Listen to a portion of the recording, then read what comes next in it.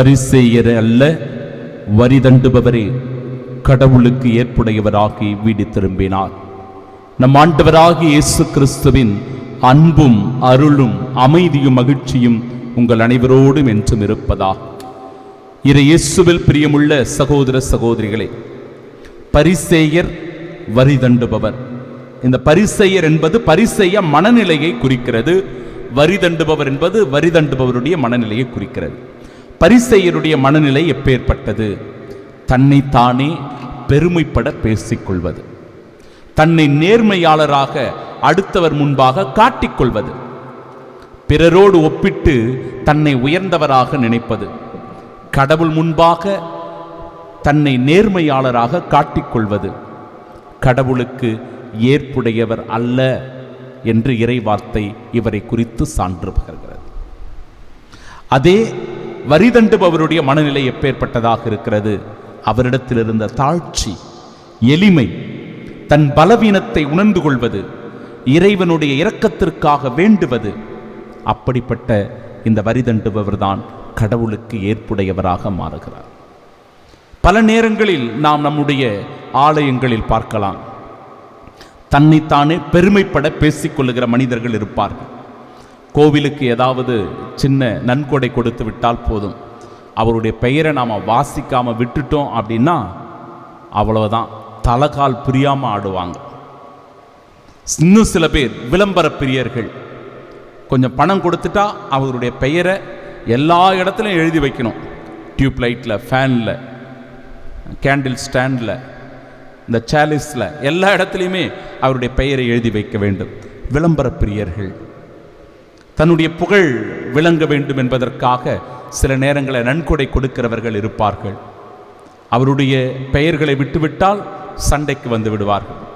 இப்படிப்பட்டவர்களை நாம் நம்முடைய தேவாலயங்களிலேயே பார்க்கிறோம். ஏன், குருக்கள் மத்தியில் கூட இது இருப்பதை நீங்கள் உணர்வீர்கள். ஒரு குருவானவர், நீங்கள் எப்படி உங்கள் பங்கில் இருக்கிறீங்க கேட்டு பாருங்க. நான் இந்த பங்கில் இதை கட்டினேன், அதை கட்டினேன், கோவிலை கட்டினேன், கொடிமரத்தை கட்டினேன், கீழே தரையை போட்டேன் என்று சொல்லி தங்களை தாங்களே பெருமைப்பட பேசிக்கொள்ளுகிறவர்கள் இருக்கிறார். இந்த மனநிலை எல்லோரிடத்திலும் தான் இருக்கிறது. யார் யாரிடத்திலெல்லாம் இப்படி பெருமைப்பட பேசிக்கொள்ளுகிற மனநிலை இருக்கிறதோ அது பரிசேய மனநிலை என்பதை உணர வேண்டும். அது ஒரு வெளிவேடமான மனநிலை என்பதை உணர வேண்டும். உண்மை தன்மையை இழந்து தங்களை போலியாக காட்டிக்கொள்ளுகிற ஒரு மனநிலை என்பதை நாம் உணர்ந்து கொள்ள வேண்டும் அன்பிற்குரியவர்களே. மாறாக இறைவன் விரும்புவது என்ன? பலியை அல்ல, இரக்கத்தையே என்று இறை வார்த்தை சொல்லுகிறது.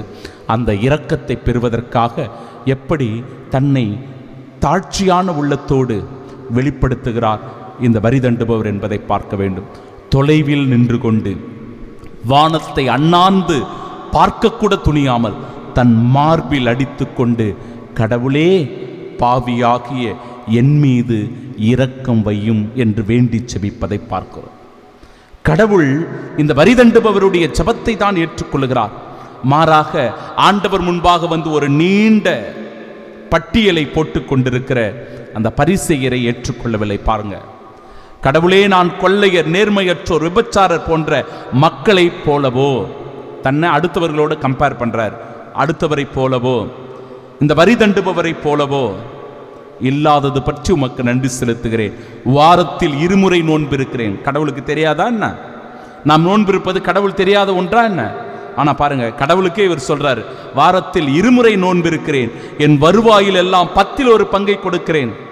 புகழுக்காக, பெருமைக்காக, விளம்பரத்திற்காக இந்த வார்த்தையானது கொடுக்கப்பட்டிருக்கிறது. இப்படிப்பட்ட செயல்களில் ஈடுபடுகிற மனிதர்கள் நம்மத்தியிலும் வாழ்ந்து கொண்டுதான் இருக்கிறார்கள். ஏன், அது நாம கூட இருக்கலாம். நமக்குள் கூட இந்த பரிசேய மனநிலை இருக்கும். அந்த பரிசேய மனநிலையை அகற்றுவதுதான் இந்த தவக்காலம். இந்த பரிசேய வெளிவேடத்தனத்தை தூக்கி தூர வீசி எறிவதுதான் இந்த தவக்காலம். அதனால்தான் இந்த காலத்தை ஒரு மனமாற்றத்தின் காலம் என்று அழைக்கிறோம். தாழ்ச்சியான உள்ளத்தோடு, எளிமையான இதயத்தோடு ஆண்டவரை அணுகி வருகிறவர்களாய் நாம் இருக்கும்போது ஆண்டவருடைய இரக்கத்தை நாம் பெற முடியும், ஆண்டவருடைய அருளை பெற முடியும், ஆண்டவருடைய அன்பை சுவைக்க முடியும். அன்பிற்குரியவர்களே, முதல் வாசகத்தில் ஆண்டவரிடம் நாம் திரும்புவோம், நம்மை காயப்படுத்தியவர் அவரே, அவரே நம்மை குணப்படுத்துவார், நம்மை அடுத்து நொறுக்கியவர் அவரே. அவரே நம் காயங்களுக்கு கட்டு போடுவார். அவர் நமக்கு புத்துயிர் அளிப்பார், நம்மை எழுப்பி விடுவார். உண்மையாகவே ஆண்டவர் சொல்லுகிறார் பாருங்க, உண்மையாகவே நான் விரும்புவது பலியை அல்ல, இரக்கத்தையே என்று சொல்லி ஆண்டவருடைய இரக்கத்தை ஒவ்வொருவரும் பெற்றுக்கொள்ள வேண்டும். ஆண்டவருடைய இரக்கத்தினாலேயே நாம் ஒவ்வொருவரும் வாழ்ந்து கொண்டிருக்கிறோம். ஆண்டவருடைய இரக்கத்தினாலேயே நமக்கு இருக்கிற புகழ், செல்வம், பதவி, பட்டம், அதிகாரம் எல்லாம் வந்திருக்கிறது.